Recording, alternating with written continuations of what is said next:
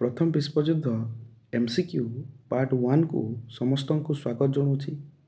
आजिर यही वीडियो रे आमे प्रथम विश्वयुद्ध संबंधी अत्यंत जरूरी 25 टी एमसीक्यू विषय रे आलोचना करिबा।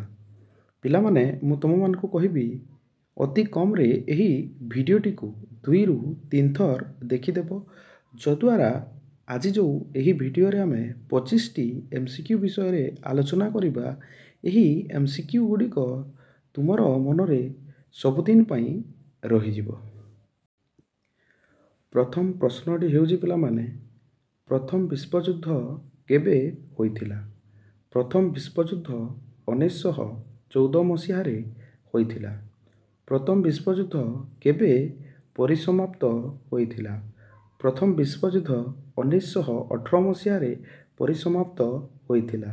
ଭିएना व्यवस्था केबे संगठित होइथिला? ଭିएना व्यवस्था 1815 मसीहा रे संगठित होइथिला। केउ घटनारू प्रथम विश्वयुद्ध आरंभ होइथिला? ऑस्ट्रियार राजकुमार आर्कड्यूक फ्रांसिस फर्डिनांड ओ तांको राणी सोफियाଙ୍କ हत्या एही घटनारू प्रथम विश्वयुद्ध आरंभ होइथिला। कौन एक जातिर गौरव गान करिथाए? जातीयतावाद एक जातिर गौरव गान करिथाए। परवर्ती प्रश्नटी होउची पिला माने कौन निज देशर सभ्यता, संस्कृति, आचार व्यवहार आदि को अन्य देश मानक ठारू महान, उच्चतर, श्रेष्ठ बोली विवेचना करे? उग्र जातीयतावाद निज देशर सभ्यता, संस्कृति, आचार व्यवहार आदि को अन्य देश मानक ठारू महान, उच्चतर, श्रेष्ठ बोली विवेचना करे। केउ देश गुड़िक उग्र जातीयतावाद द्वारा आक्रांत होइथिले? इंग्लैंड, फ्रांस, जर्मनी देश गुड़िक उग्र जातीयतावाद द्वारा आक्रांत होइथिले। उपनिवेशवाद केउ महादेश गुड़िकरे देखिबाकू मिलिथिला? उपनिवेशवाद एशिया, अमेरिका, आफ्रिका महादेश गुड़िकरे देखिबाकू मिलिथिला। एशिया, आफ्रिका, अमेरिका रे केउ देश गुड़िक उपनिवेश गुड़िक स्थापन करिथिले? एशिया, आफ्रिका, अमेरिका रे England, France, Russia, Portugal, Spain देश गुड़िक उपनिवेश गुड़िक स्थापन करिथिले। कहार साम्राज्य रे सूर्यास्त हुए नाही बोली कुहा जाइथिला? ब्रिटिश साम्राज्य रे सूर्यास्त हुए नाही बोली कुहा जाइथिला। परवर्ती प्रश्नटी हेउची पिला माने जर्मनी केबे एक स्वतंत्र राष्ट्र रूपे गठित होइथिला? जर्मनी 1871 मसीहा रे एक स्वतंत्र राष्ट्र रूपे गठित होइथिला। इटाली केबे एक स्वतंत्र राज्य रूपे गठित होइथिला? इटाली 1870 मसीहा रे एक स्वतंत्र राष्ट्र रूपे गठित होइथिला।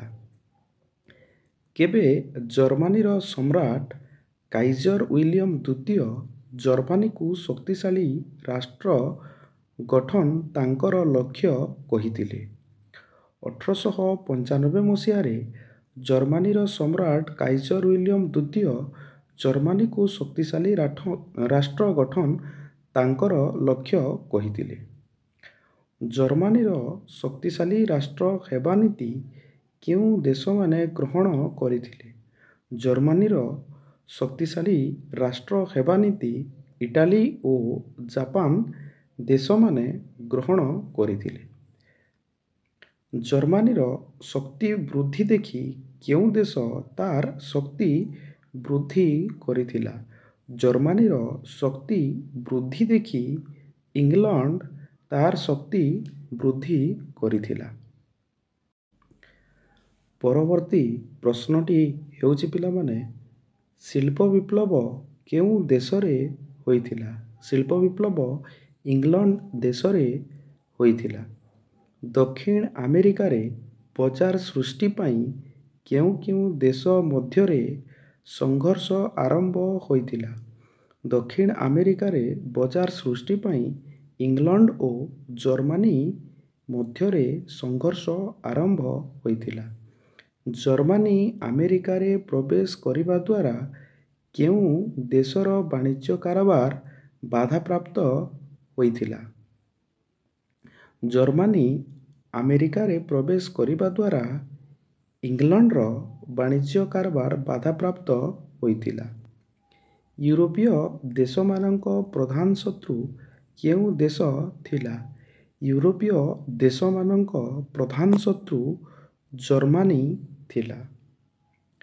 ଇଂଲଣ୍ଡର ପ୍ରଧାନ ଶତ୍ରୁ କେଉଁ ଦେଶ ଥିଲା? ଇଂଲଣ୍ଡର ପ୍ରଧାନ ଶତ୍ରୁ ଜର୍ମାନୀ ଥିଲା। ପରବର୍ତ୍ତୀ ପ୍ରଶ୍ନଟି ହେଉଛି ପିଲାମାନେ, ପ୍ରଥମ ବିଶ୍ୱଯୁଦ୍ଧ ସମୟରେ କେଉଁ ଶିକ୍ଷାକୁ ୟୁରୋପୀୟ ଦେଶମାନେ ବାଧ୍ୟତାମୂଳକ କରିଥିଲେ? ପ୍ରଥମ ବିଶ୍ୱଯୁଦ୍ଧ ସମୟରେ ସାମରିକ ଶିକ୍ଷାକୁ ୟୁରୋପୀୟ ଦେଶମାନେ ବାଧ୍ୟତାମୂଳକ କରିଥିଲେ। କେଉଁ ଦେଶ ତାର ସ୍ଥଳ ଓ ନୌସେନା ବୃଦ୍ଧି କରିଥିଲା? ଜର୍ମାନୀ ତାର ସ୍ଥଳ ଓ ନୌସେନା ବୃଦ୍ଧି କରିଥିଲା। ଜର୍ମାନୀର ସାମରିକ ସେନା ବୃଦ୍ଧି ଦେଖି କେଉଁ ଦେଶ ତାର ସାମରିକ ସେନା ବୃଦ୍ଧି କରିଥିଲା? ଜର୍ମାନୀର ସାମରିକ ସେନା ବୃଦ୍ଧି ଦେଖି ଇଂଲଣ୍ଡ ତାର ସାମରିକ ସେନା ବୃଦ୍ଧି କରିଥିଲା। ଜର୍ମାନୀର କେଉଁ ଚାନ୍ସେଲର ଫ୍ରାନ୍ସକୁ ୟୁରୋପର ରାଜନୀତିରୁ ଦୂରେଇ ରଖିବାକୁ ଚାହିଁଥିଲେ? ଜର୍ମାନୀର ଚାନ୍ସେଲର ବିସ୍ମାର୍କ ଫ୍ରାନ୍ସକୁ ୟୁରୋପ ରାଜନୀତିରୁ ଦୂରେଇ ରଖିବା ପାଇଁ ଚାହିଁଥିଲେ। କେଉଁ ଦେଶ ରୁଷିଆ, ଅଷ୍ଟ୍ରିଆ, ଇଟାଲୀ, ରୋମାନିଆ ଆଦି ଦେଶ ସହ କୂଟନୈତିକ ଚୁକ୍ତି ସ୍ୱାକ୍ଷର କରିଥିଲେ? Germany Russia, Austria, Italy, Romania ଆଦି ଦେଶ ସହ କୂଟନୈତିକ ଚୁକ୍ତି ସ୍ୱାକ୍ଷର କରିଥିଲା। ପିଲାମାନେ, ଆଜିର ଏହି ଭିଡ଼ିଓରେ ଆମେ ପ୍ରଥମ ବିଶ୍ୱଯୁଦ୍ଧ MCQ ପାର୍ଟ 1ରେ 25ଟି ଅତ୍ୟନ୍ତ ଗୁରୁତ୍ୱପୂର୍ଣ୍ଣ MCQ ବିଷୟରେ ଆଲୋଚନା କଲେ। ଭିଡ଼ିଓଟି ଯଦି ଭଲ ଲାଗିଥିବ ତାହେଲେ ଭିଡ଼ିଓଟିକୁ ଲାଇକ୍ କରିଦେବ, ତୁମ ସାଙ୍ଗମାନଙ୍କ ସହିତ ସେୟାର ମଧ୍ୟ କରିଦେବ। ଆହୁରି ପିଲାମାନେ ଏହି ୟୁଟ୍ୟୁବ୍ ଚ୍ୟାନେଲଟିକୁ ସବସ୍କ୍ରାଇବ୍ ମଧ୍ୟ କରିଦେବ।